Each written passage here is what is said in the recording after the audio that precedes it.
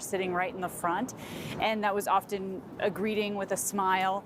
The second time after break, he came back in, tried to address his mother again, sort of mouthed some kind of greeting. But then at the end, when it was all over, when he had been sentenced to 4 consecutive life sentences, he was, sort of being scrambled around to get out of the courtroom, addressing his lawyers, and it was as if he was trying to, communicate with his mother in that moment. There was this other striking difference that stood out to me as well, Kira, as they were going through the sentencing, as Bill Thompson was showing the photos of each of the victims, people started crying. The people in the courtroom were sobbing.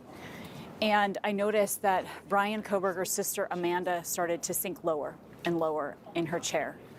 And when I looked over, I saw Kaylee Goncalves' sister, Olivia, who gave a fiery rebuke of Bryan Kohberger. As Bryan Kohberger's sister sank lower, Olivia sat straighter. Her spine was straight. It was like she was growing in strength and confidence throughout that moment. It was startling. It was shocking. The Goncalves family here is coming out. And do you guys want to come on? I'm on live TV right now. Do you want to come talk? Sure. It's been a busy day. We've really come to know each other over these last years. I'm live on. Do you want to join? Sure. Thank you for being here with me. We've talked a little bit about how you guys are learning a lot of information that you didn't know. Mm-hmm. I was a bit surprised by that, given how much you have invested in finding out the truth. You've had private investigators working with you. You have been diligent, as your kids have been diligent. Is there anything that you want us to know moving forward in terms of this recent meeting that you had that revealed some information to you? Honestly, I think that I don't know if it's going to be helpful, but America needs to hear it, that the details are far more horrific than anybody ever imagined. Far more horrific. And we know Kaylee was a fighter. Mm-hmm. Yes. And what the rumors about him treating female students differently, those were all confirmed. And female cohort? Mm-hmm. Yep, and he was under investigation. That's all true. He wasn't fired. They said his funding was pulled, which is almost equivalent to being fired because you can't remain in the program without the funding. But this guy was arrogant. He thought women were beneath him. So I thought it was fitting that Olivia just chopped him up in pieces. She sure did. Statements. Yeah, to say that his defense team was women. Mm-hmm. You know?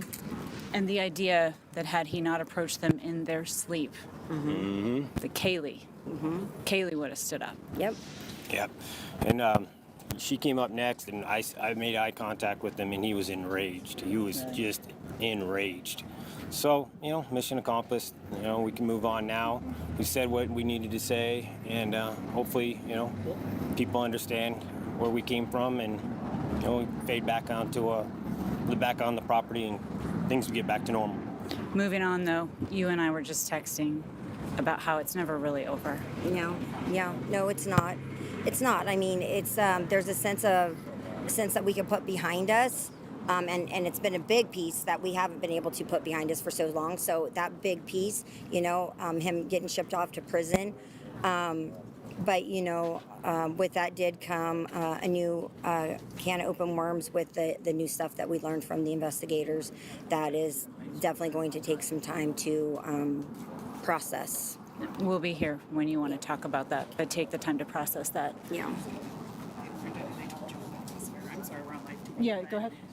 What they told you in the presser, I think it was great for us to have. Yeah, we were just discussing here a little bit about what you learned from this meeting, and I brought up what Olivia said. She asked a number of very fiery questions directly to the defendant, to the convicted.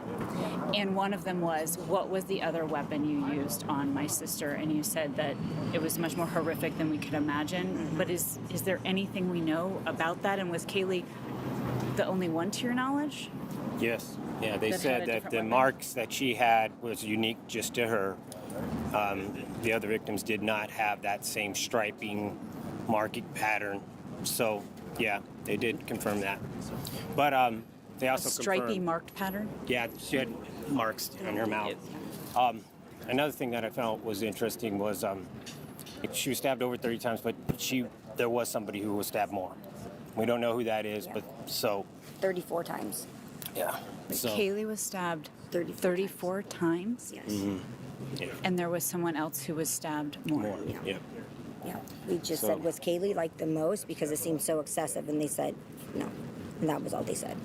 So that other family, they'll, if they want to share it, they can. If they want to keep it to their own, they can. We feel when people hear how atrocious this behavior is, it helps expose him, and the more that he can be exposed, the better it is for us.